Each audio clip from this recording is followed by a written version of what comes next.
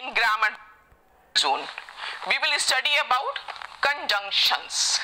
What are conjunctions? Conjunctions होते क्या हैं? A conjunction is a joining word which joins two words, group of words or sentences together. Conjunction एक joining word होता है, दो शब्दों को जोड़ता है. जो दो शब्दों को जोड़ता है, एक ग्रुप ऑफ वर्ड्स को जोड़ता है या किसी सेंटेंस को जोड़ता है. Conjunctions are also known as connectors. इनको कनेक्टर्स भी कहते हैं क्योंकि ये दो शब्दों को या दो शब्दों के समूह को या सेंटेंस को क्या कर रहे हैं, कनेक्ट कर रहे हैं. A conjunction helps to make one complete sentence. जो कंजंक्शन है वो एक कंप्लीट सेंटेंस बनाने में हेल्प करता है. The meaning of the sentence is exactly the same, but it is neater and shorter. जब हम कंजंक्शन का यूज करते हैं तो सेंटेंस का मीनिंग तो वही रहता है, लेकिन जो सेंटेंस है वो नीट और शॉर्ट हो जाता है. कंजंक्शंस तो बहुत सारे हैं, लेकिन आज we will study about some common conjunctions. And, but and because. And means और, but means लेकिन, because माने क्योंकि. Here some pictures of sun, cloud, moon and stars are given.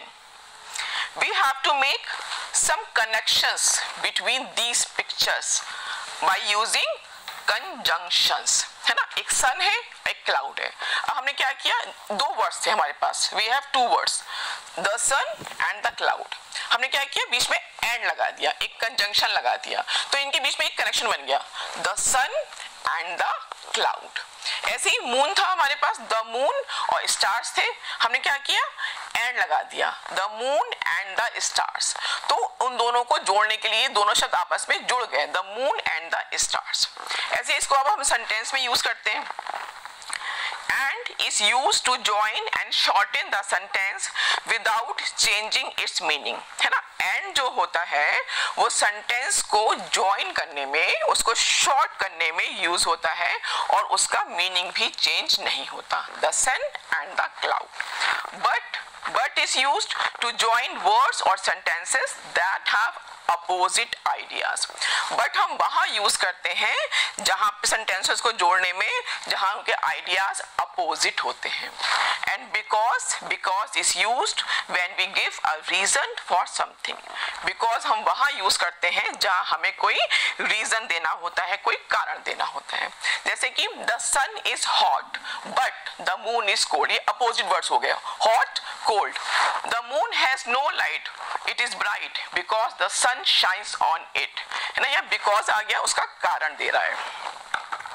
And now in language practice we will complete the following paragraph with and or but. Ram and Shyam are two brothers.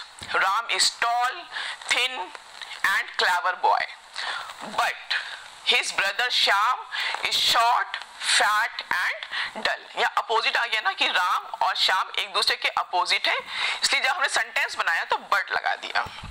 Next, Sunita and Sakshi both like to play. Sunita likes to go to school but Sakshi does not like school at all. तो ये opposite आ गया है ना, सुनीता और साक्षी एक दूसरे के opposite है, तो यहाँ बट आ गया.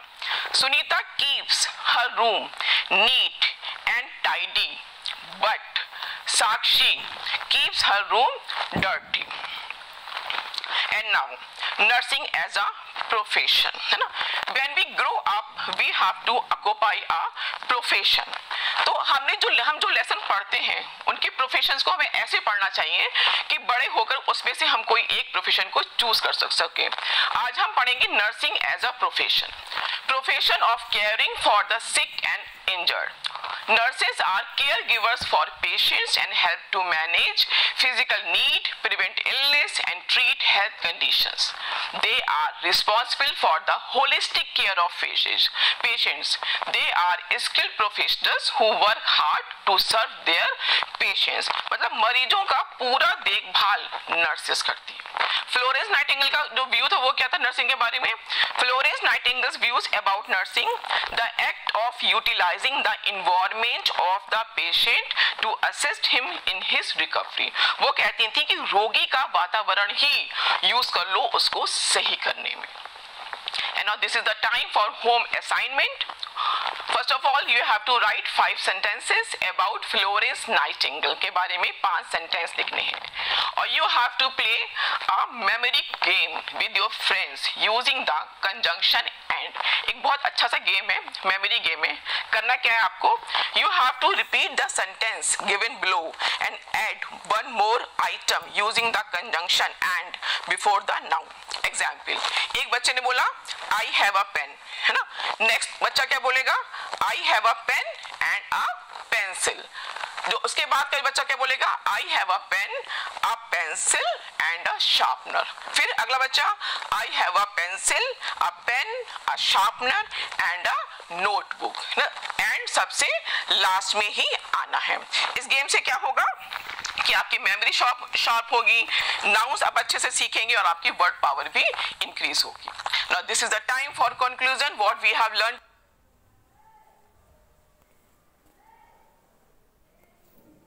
टुडे। We have learn